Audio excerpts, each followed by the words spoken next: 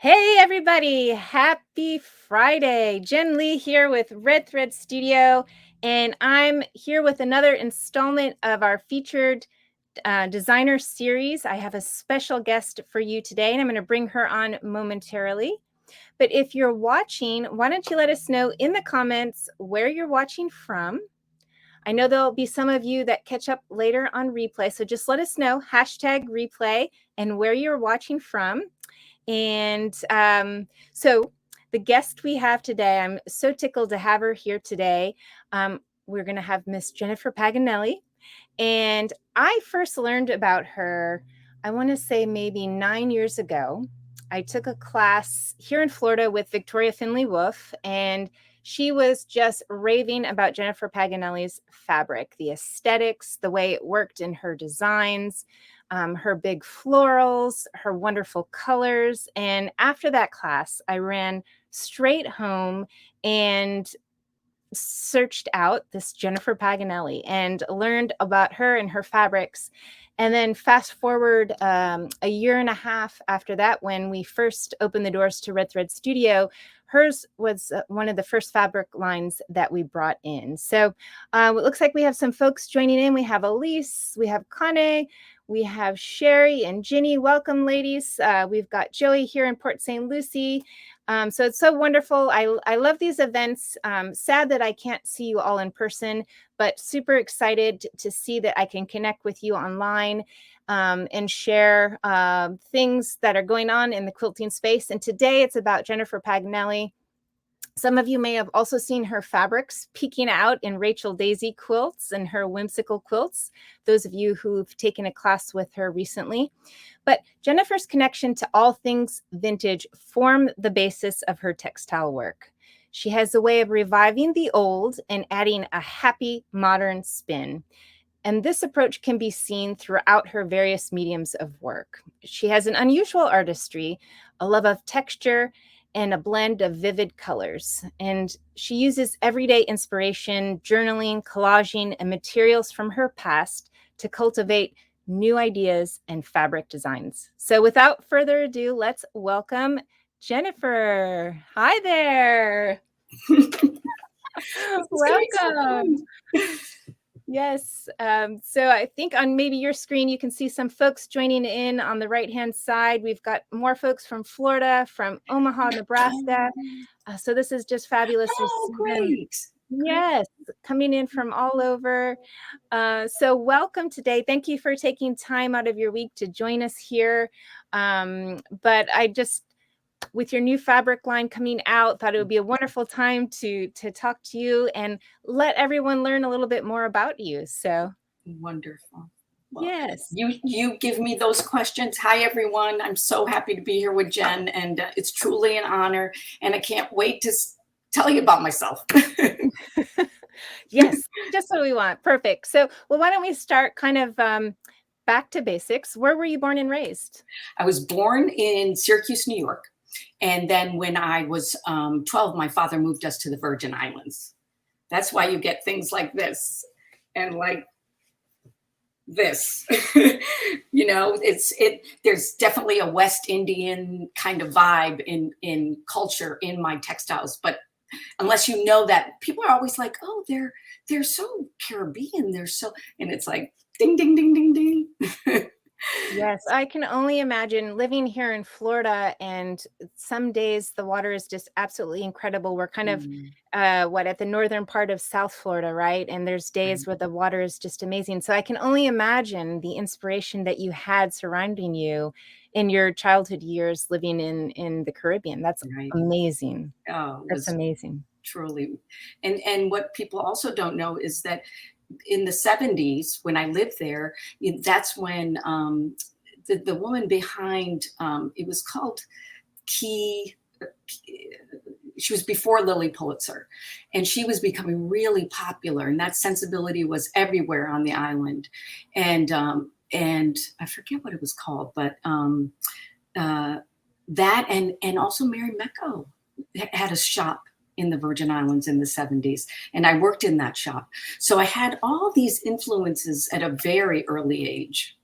You know, robust design, you know, very, they were all very happy, to be honest. You couldn't get away from that.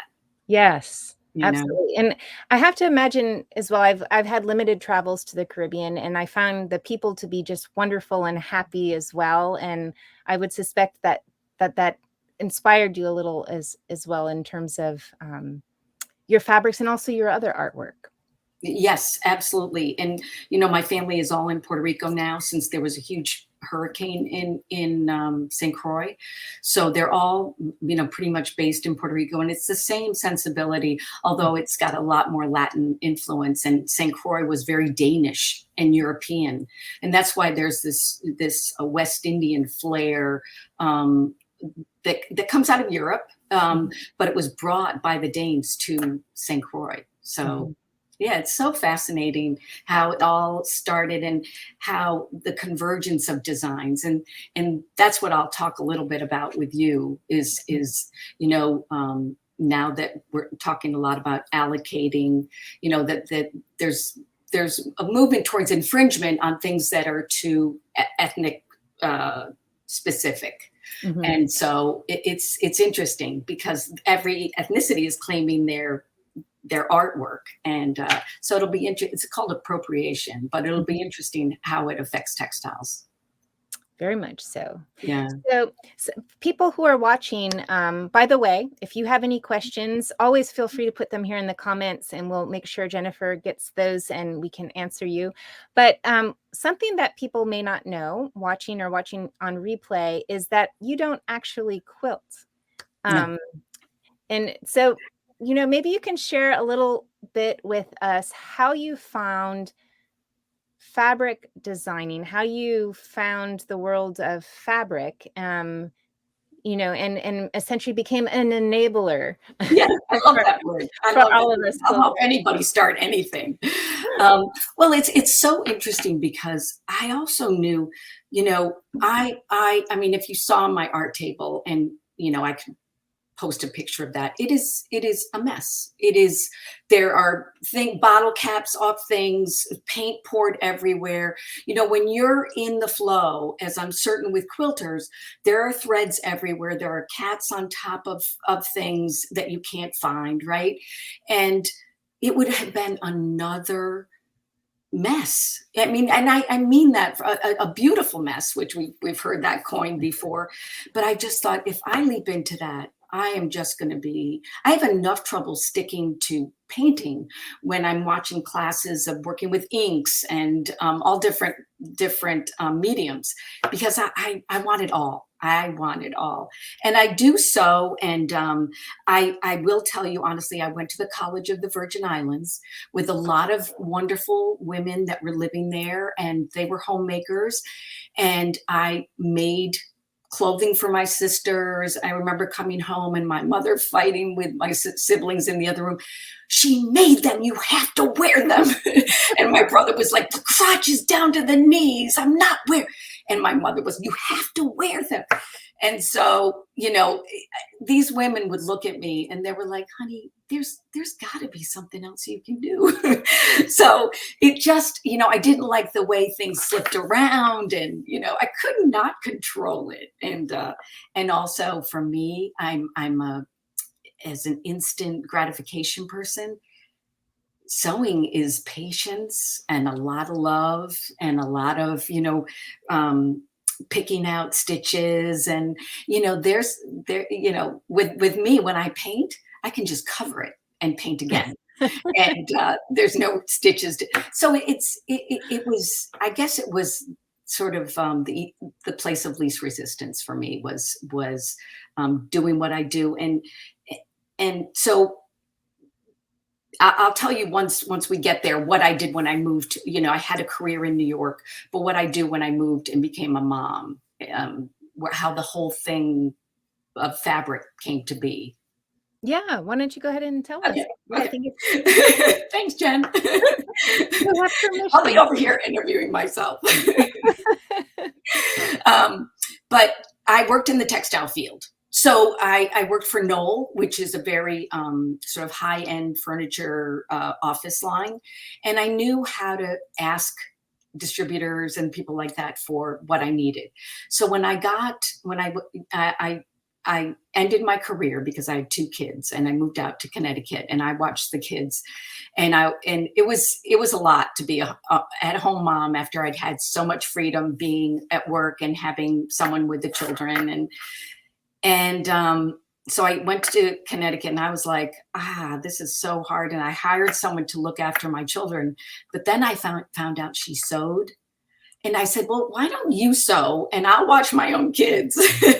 And it became this wonderful, her name was Maritza, if she's out there listening. And so she started, I would go up to the flea market, buy vintage fabrics, bring them back, and she would sew and make things out of the vintage fabrics. And then we started this little, boutique of things made from vintage fabrics.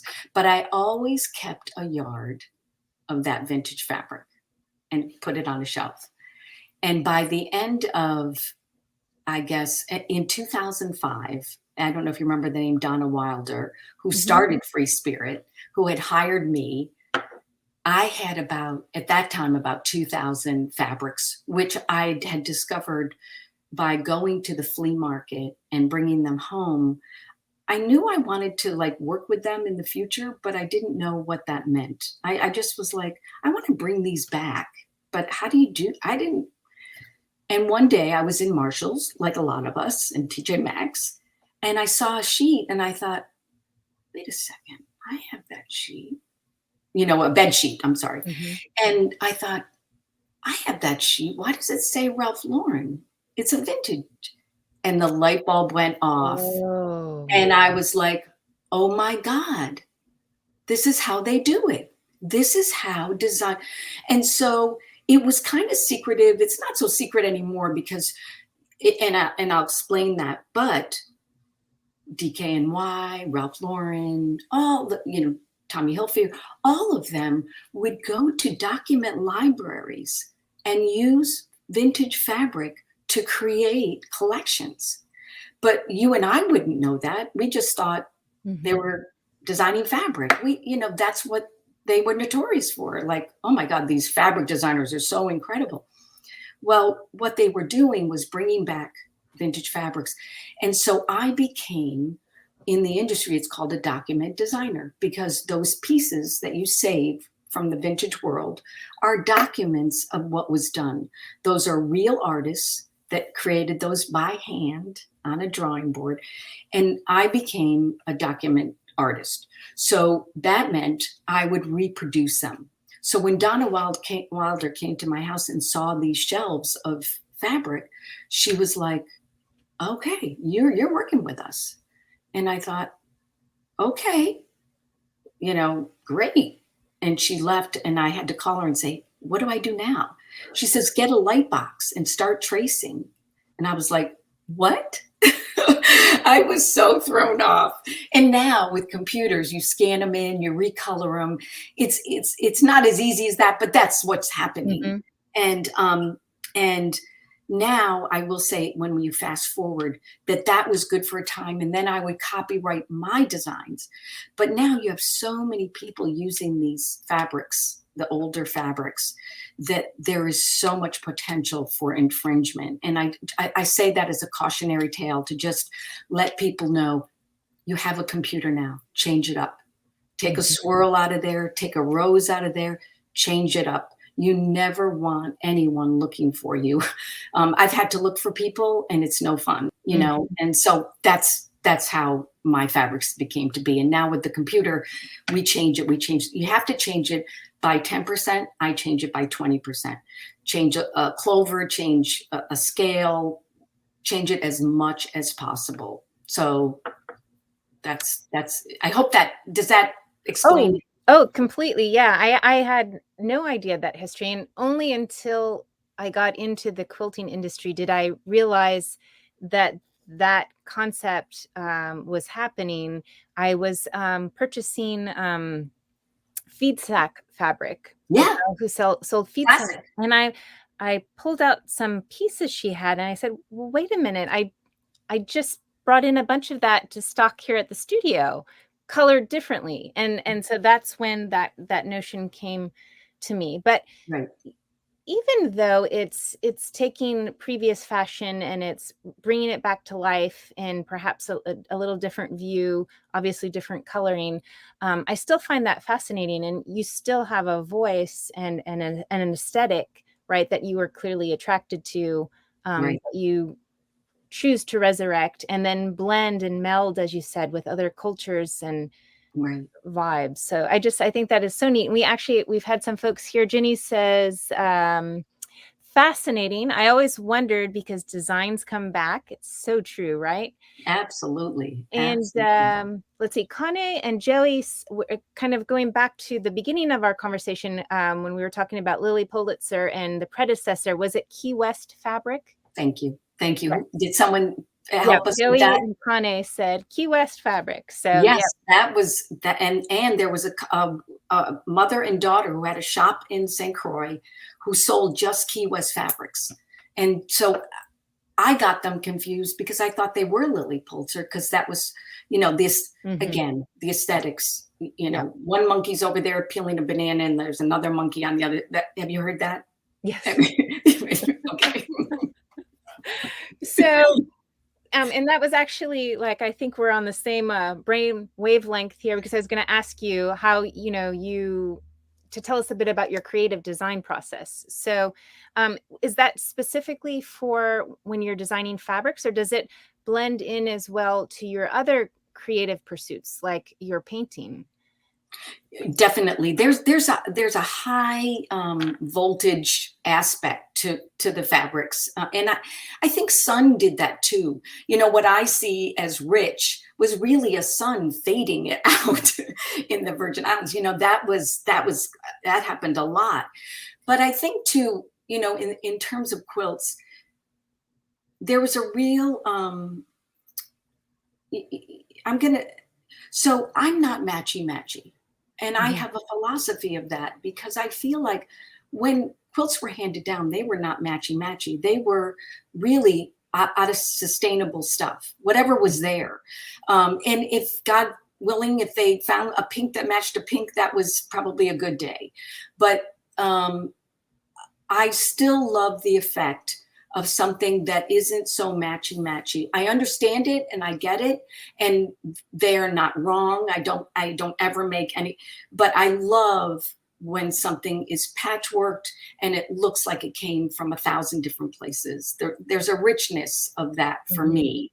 Um, yeah, stripes with, just all sorts of things thrown in. So when I'm designing, I'm very resistant to putting the same green there in the same green. I do it because quilting companies want that, because Mhm. invariably you have a client that says these don't match.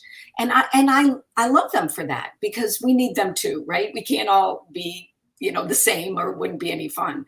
But at the same time, I do resist sometimes them all looking like they're belong together, if that Mhm. makes any sense. Yep, Yeah, yeah. very much so. So There's an it's eclectic. exactly. I was just gonna say a bit of eclectic, a little bit of history and personality, and and I see a lot of quilters these days experimenting more with different textures and textiles and creating that richness and that eclecticism, if that's Yeah, a word. yeah, yeah, Right. absolutely. Yeah, and I think that's why Rachel Daisy uses your fabrics as well. As hers are very whimsical in Mm, nature, and your fabrics lend themselves to that without having. There's certainly the patterned elements, but you have such a nice array of colors, and they still, while they're not matchy matchy, they play very nicely together. and that's the best thing you could say, is that they're not gonna fight, Mhm. but they will play nicely together, and Yeah. I think that's, and there's always pink and green, because that's something that, oh, there's my mother. Oh my god, Yeah, my I was just mother. gonna actually, I was gonna, but I'll put it out. So she says, Jennifer has taught me more than anyone I know. Love her from her proud and grateful mom. Oh my goodness, that is so sweet. Thank you, Pat, for joining and for your kind words. That's awesome. I talked to her earlier because I was looking for a pair of earrings. I was like, Mom, those are my good luck earrings. Where are they? She gave them to me and I couldn't find them. So, but no, she's amazing, amazing, amazing. She's an artist now. And I made her when she came to visit me in Connecticut from Puerto Rico. She only comes in August because I'm in Florida now. Now she'll come a little more, but I put her up in the studio and said, here's some paints. I'm busy. And she got busy. Well, that's great. That's I love that you're sharing that with your mom. I mean, yeah. It's that's an amazing gift to see her painting. And at 85, I think she started. So wonderful. And Wanda says, and they look beautiful on you too. You're amazing. Oh, she's a doll. She's a doll. Great vibe. So, all right. So now you're a pattern designer. You're working for Free Spirit Fabrics. You were in Connecticut at that time. And is that when you started Sis Boom? Tell us a little bit how Sis Boom came about and what does Sis Boom mean? Yeah, that's it. My brother will love that. So Sis Boom Ba was something everybody said, but in my house, Sis Boom was me. And then it shortened to Sissy, and everybody had a Sissy back then. And I was the Sissy.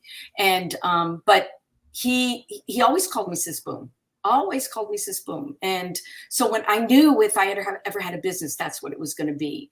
And really what it was for me was this fantasy of mother-daughter sewing, you know, and sewing. We haven't talked about this, but I had 2 books, Girl's World and Happy Home, which are sewing books. And forgive me, I've forgotten her name, but she wrote the patterns in the front of the book, and Chronicle did them for us. And you pull out the patterns and you know, but they were so visually lifestyle in feeling, you know, mother, daughter, just, and that's kind of what Sis Boom was for me, just to see little girls in, you know, appropriate clothing and, you know, just with bows but not overdone. But I guess it was like growing up on St. Croix, just everybody had pattern on. Everybody had pattern on. You didn't leave the house without pattern. It's kind of like Florida, you know, although I went to New York, which was black, then Connecticut, which was bundled up, and now here. So I'm just moving into color again. Yes. Yeah. So, of all the fabric collections that you've designed, because we're talking a couple of dozen or so. There's actually about 42 now. Okay. Yeah. You know, just 40. Just something I looked up and back here at the studio. Which one was your favorite and why? Crazy Love. Crazy Love. It got the most attention, and people just, I think it was just, up till then, everybody loved the fabrics, but that, it's funny. It's heavy on the purples and burgundies.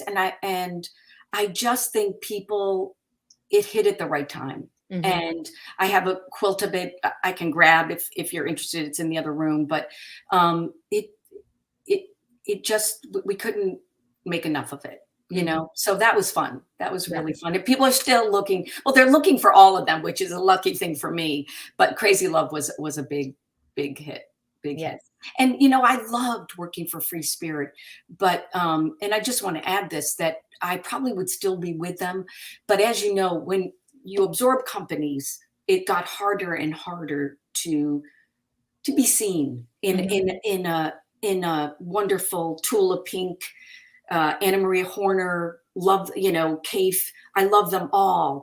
But if you were not as big as them, it was very hard to be seen. And I still would love, you know, to work with them, but I'm so glad I made the move to RB with Tina Gibbons. I really am. It's, you know, I have another line already in the works. So it feels good. It feels good to be designing again when, I really wasn't sure when my next line would come, or, so all Mhm. good, all good. That's fabulous. And also, if I'm not mistaken, you were in the midst of a move kind of as Yeah, everything went down with Free Spirit. So you were transitioning and, I'm a strong believer of things are meant to happen for a reason. And absolutely.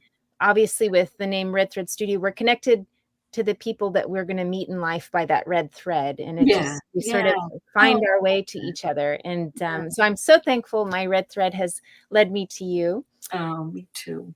Um, but yeah, so with RB Studios, just literally hot off the press, and I got some sitting behind me, half, whoops, one of the bolts fell, but half the collections arrived here at the studio. We're stocking the entire collection here.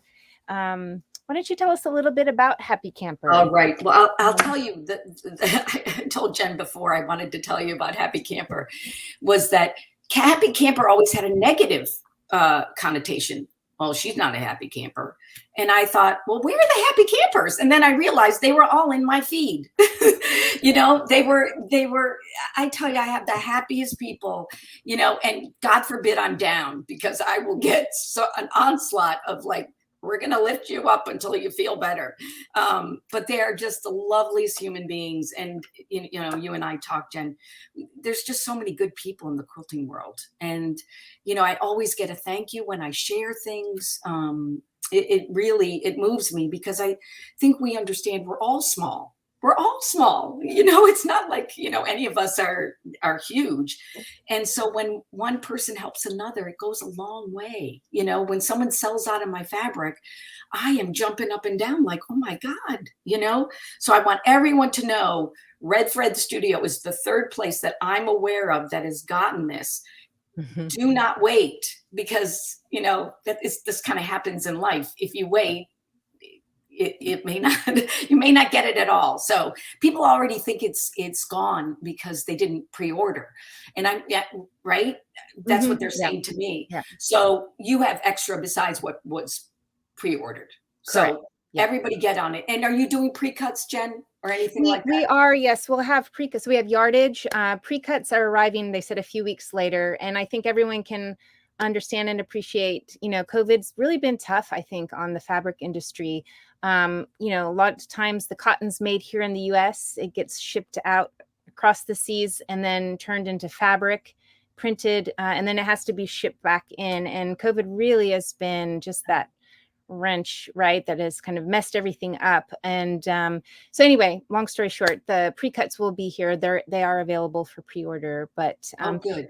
yeah, Is it on your site, Jen? it How is. And I'll post a link here to the collection for yeah. everyone if they're interested. But I also wanted to know if you could, did you want to share a couple of the pieces? Oh, yes. I wanted to, did you get one of these, Jen? I have a hunch it's in the second box. Okay, okay. But Mhm. these are great, because I actually have to use this. I will tell you, I had this moving experience with my son, who's 31. When he was little, I said, Matt, don't worry, I'm going to get these pillows. They were Sispoon pillows. And I'm like, I'm going to get them out of your room. And he was about 5, and he turned to me and he said, but then my room won't be beautiful. And I was like, you're my kid. And so at 31, he wanted a collection name for him and his friends. So this is the collection. This is Matthew. We called it Matthew, and it's the kind of thing when your son asks you at 31 to do, you call it Matthew. It doesn't have to be Abigail to be a fabric, and there's his wife is in here, where Krista is this is one of my favorites in the collection. Very bohemian, green, Yes. blue, and pink. I love that. And of course the cheetah. There's never enough cheetah. There's never enough stripes, so the cheetah is he's this wonderful man. He's huge. He's like a bricklayer. And this is called Woo. His name's Woo, and they call it Woo Leopard. And this is his niece Riley. So you know what, we just had a ball. I'm just so touched that he wanted that. And this, Oh, um, I have it. Yeah, and it's sitting here in a different colorway here by my feet, and I keep drooling over that. That's you know, beautiful. we're so close to Christmas. To me, this is you know, Christmas dresses. This is Christmas everything, you know, tree skirts, blah, blah, blah. And, you know, the quilts, these will be, there's a Christmas vibe thing happening here. I love this. I couldn't believe this was an old vintage solid design. So the small Matthew, here's my small Matthew, forgive me guys, is this one, which is a little workhorse, right? Yeah, that's right. Yeah, that's the workhorse, right? So this is the same image, but I learned through on Photoshop how to fill it with color. And I thought the embroiderers, are going to have a ball with this. What am I thinking of? English paper piecing, paper piecing, but surface designers. Applique. Got it. Applique. Applique. Yep. We're going to be great for applique. Yes. This Samantha, how pretty is that? It is so bold. It is so bold, but to fussy cut and all of that, it's going to be great. It's going to be great. And that's what Elise says here. Ooh, the fussy cutting possibilities. And yes. Both from the beautiful motifs she has, and also, you know, I was looking at your Matthew, the smaller one here, and all of the great secondary design elements that you can create. You know, you get out the magic mirror. And I love the magic mirror. Yes, so much fun. Thing is so cool. I just want to have one, you know? Well, we can make that happen. But the designs that come from that, there has to be a way to design fabrics with that too. Yeah. I love it in this blue, you know, just folks are going to have so much fun. There's just one more that I didn't get. And you may want to make sure on this one, which is Nicole, I didn't get the green. I got doubled up on one. I got doubled up on this one and didn't get the green in this. So check your box, you know, so you never know. So it didn't come in this box. Again, I'm hoping there was actually motion. You got to love the Ring doorbell. I'm pretty sure the other box was just delivered as we're speaking, but maybe I have yours. And I'm doubled up on that one. And for folks who didn't know it, she's actually down in Jupiter, which is about 20 minutes south of me. We're like really neighbors, and we both have. Yeah. Are you a lefty too? I'm a right-handed. Oh, okay. All right. I'm a lefty, Jennifer, but you know. We're still good. Well, you need my right hand and I need your left. So that's right. That's right. But we'll have to do something in the shop too. It'll be so much fun. And I know we were going to see Rachel at the shop, but one day, we will bring her here. Absolutely. So, oh, fantastic. Yeah, I love this. And it comes in a green, which, you know. Can you hold that one up? Can you hold that one up right there? Uh-huh. Ooh. That's a good fussy cutter too. Yes. Oh, yep. I will do that. Thank you, Sylvia. I get so excited. I forget when I'm administering, you know, these little events or interviews, all the technical stuff. Oh, and I see Sherry. Yes. Sherry. Yes. She, God bless her. She has hung with me. She's going to take all this fabric because I have nowhere to cut it. And if I did cut it, it would be so bad. She's going to take it into her house and cut it for me. I love her so much. Did you hear that, Sherry? You know, it's funny. This thing, I keep going that way and I'm supposed to go this way. So. I do the same. So do you keep a yard of each of your fabrics? Not on this time, but I just ordered another, you know what I do? Sherry's going to make 20 fat quarters. And then I send them out to people that will make quilts, get things going, put it on social media. And I only charge them shipping. I just want to get it into the, you know, into the universe. And then the next time, and I ordered, these are 5-yard cut packs. 5-yard cuts, and I ordered another 5-yard cut, and that is for me to have. I keep it all. Yeah. Kitty Ann says, I have a sign, will work for fabric. Are you in Florida? No, she's not. But Sherry, I can give you Kitty Ann's contact info. But Oh, good, yeah, good. no, that's wonderful. And I just, like you said, again, interesting that you don't have a quilting background, a sewing background necessarily, right? But right. that we have this common ground in our love for fabric, our love for pattern and design, and just really seeing the possibilities in it, whether it's used for decorating home decor, whether it's using for garments, for quilts, Right. but effectively it's using it in our artistic senses. And whether that be with needle and thread or what have you. So, And something wonderful happened. I'm at JPEG Designs too on social media, on Instagram. And while we were waiting for the fabric, I just kept posting quilts. And I got about 5,000 followers by just people want to see what's out there. And they want to go to a landing page, which there are other people that do it, but they want to see what I'm looking at, what other people are looking at. And I have found this guy, well, everybody knows, I want to say Lisa, the major quilter who's in the museums. Someone will help me. Sherry will help me. She's at the Museum of Chicago right now, but she and a guy named Jesse, they're doing like rooms on quilts. You know, it's just fascinating. But there is this woman who's huge, Bisa. I know her name's Bisa, Bisa. So yeah, it's just fun to discover what, and I think people are just knocking it out of the park. Are you finding that, Jen? Yeah, here we are, Bisa Butler. Yes. Thank you so much, Ginny. Thank you.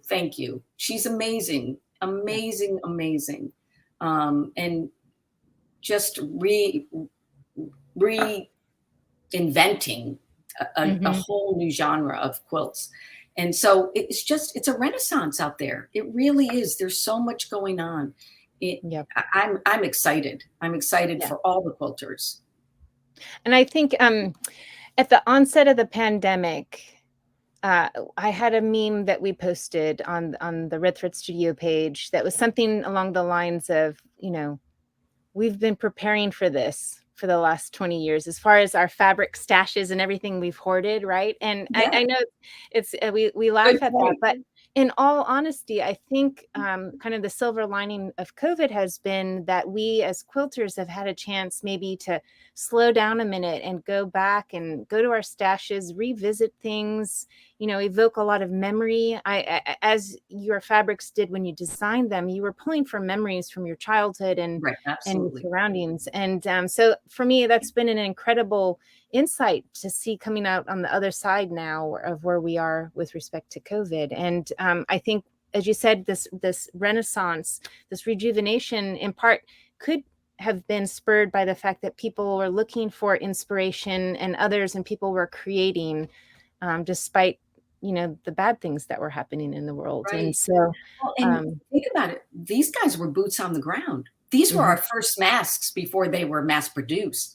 You know, if you wanted a mask, you had to go to the quilting community, you know, and a lot of little businesses popped up around that. Sure. And like you said, in what this particular collection sort of exudes is just happy people, happy campers, and we can make so much difference and progress in life if everyone's just kind to one another and helpful. And so thank you for sending that message out with your beautiful fabric. Oh, most definitely. So, well, does anybody have any questions for Jennifer while I have her here before we let her go off onto her weekend?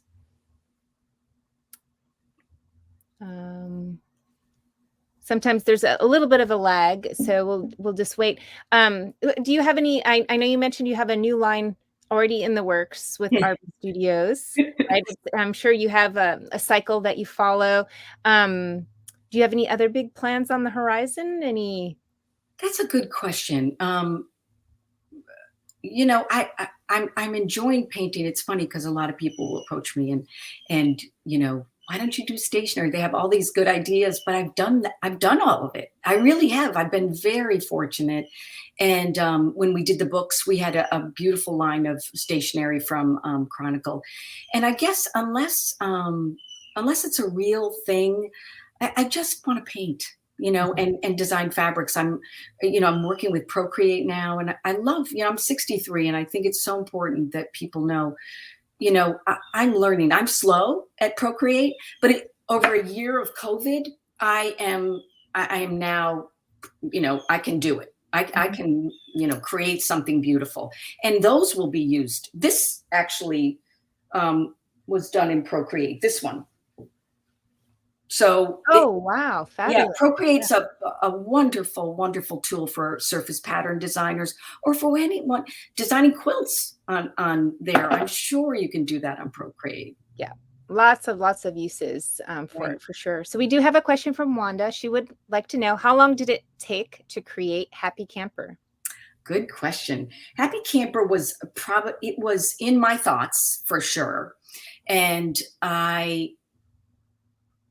once I came up with a name for it, it just rolled. It's like, well, that looks good, and I was thinking about a camper and what I would like in my camper. But technically, it definitely takes 2 months to get it to where, the company gets it and there's no flaws on the, you hand them a little PSD image, and it has to be cleaned. It has to be flawless. So that's where the work is. That's where the work is, and the layers and all of that. But yeah, it definitely took about 2 months to come from beginning to end. And the one design process, and then you hand that disc or you hand that file, and then it's time on that, right? So the 2 months would just be your back and forth, your creation process, and then you color it. And then you color the file, right? And so you have a PSD file, and you hand the colors, or I do, in JPEG form. I just color them, and they're flattened, but they can extract color from that.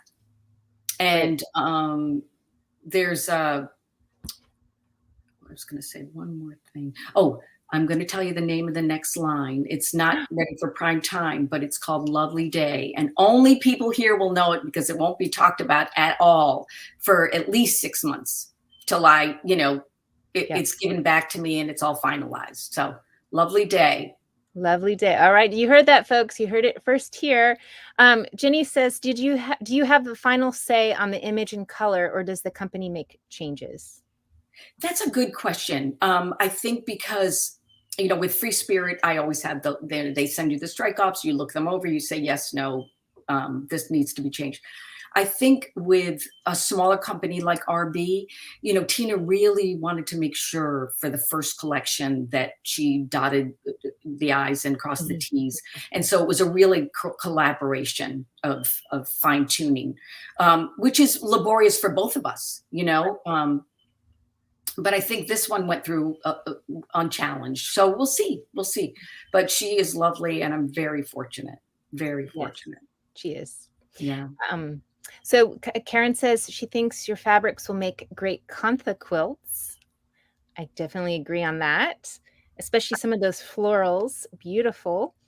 Now, Jen, how I love kantha quilts. I've seen them. How are they made? I see the stitch. Yeah, which is very similar to the sashiko, the Japanese stitch, but it's the Indian version of it. Generally, it's done through 2 layers, more like a summer quilt. And it's literally just a row of basically running stitches, but it adds fabulous, I think, texture to the piece. And you see it used in garments, right? Like jackets or pillows, bed covers as well. Sundresses. So no lining, nothing inside. Well, I suppose if you were using it like for garments, depending on the application, if it's going to be used for winter wear, then they may do 3 layers, more like a quilted jacket, perhaps. Yes. But yeah. Okay, got it. Thank you. Yeah. So we have a couple more questions if you have time. Oh, absolutely. Sylvia asks, whose art do you admire? Oh, that's a really good question. Whose art do I admire? Well, gosh, in the industry, I would have to say Anna Maria Horner and Barry J are just both extremely talented artists.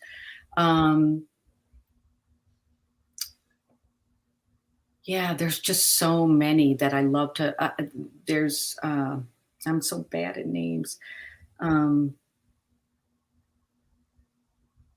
know what? I will get back to you. Yeah. Just so many good people. I mean, and I pivot. I'll say, oh my God, she's doing the best stuff, and then the next day I find someone it's some terrible. We call But that in a quilting world, that's either squirrel, right? You're off for quilters attention deficit disorder, right? So Phyllis says Grammy's art. yeah, Phyllis is our family friend. We love her so much. Thank you for being here, Phyllis. And Carol asks, what inspires you? Oh, I think paint inspires me. I really think, you know, when you put that down on a canvas, it no matter what color it goes on, it's a different experience. And I think that's what inspires me. Color inspires me. How they meet up against one another, how they layer on one another, the juxtaposition of color. It goes right to my soul. It really does, you know. So I would say color is my biggest inspiration. And my mother. Hi, Mom. Well, and I'd say also in the collections over the last 10 years or so, also, and I say 10 years because that's my reference point, Yeah, but yeah. your fabrics are happy and they're very colorful, and Yeah, so yeah. really you see And that come who would out. know that they do elicit emotion. Fabrics do elicit emotion. And if you're happy when you see one of my fabrics, I'm doing good. There's no better thing to have happen when someone says, "Oh, they make me so happy." It's like, yeah. So they're eye candy for all of us, and they're also for those of you who like to pet your candy, right? If you've not ever sewn before with Midwest Textiles and Supplies fabric, it has a really beautiful hand, and Sherry pointed that out as well. So thank you for reminding me. But it has a wonderful hand, a really nice drape. So for those of you who are thinking about giving it a try, it's certainly going to be amazing in quilts, but also for garments. It's got a nice drape to it. So, and that was my only requirement to work with this company. How's the hand? Because that's the first thing the quilters will notice, you know. And if they're not happy with the hand, it can be exquisite and they can't use it, you know. Well, and that makes a lot of sense in partnering with Tina as well, because she's known for a lot of her garment patterns. Absolutely. Yeah. Absolutely. So it works out well. So, but thank you again for your time today. Really appreciate it. Thanks to everybody who let us join you, whether you're watching in your Thank sewing you, studio, everybody. your living room. It was so glad to share these moments with you. I hope you all have a wonderful weekend, and we'll see you guys next week. Okay. Thank you. Sylvia did ask, where can we find you on social media? Where would you direct people, Jennifer, to? The best place is to find me is Jennifer Paganelli on Instagram. Okay. And JPEG Designs on Instagram. All right. So 2 Instagrams. Instagram.com, Jennifer Paganelli. And JPEG Designs. And JPEG Designs. Okay, I'll add that. And on Facebook, because I know you all love Facebook, it's Sis Boom on Facebook. Designs and Sis Boom on Facebook. At Sis Boom on Facebook. All right, this way, folks have it right there. You should be able to click through and check her out and follow her. You'll certainly be inspired every day that you see her post come up. So thank you so much, Jen. Yeah. You're terrific. It's been so lovely. Thank you. It's another lovely day. Hint, hint. Bye all. Have a lovely day. Bye, guys. Thank you for coming. Appreciate it.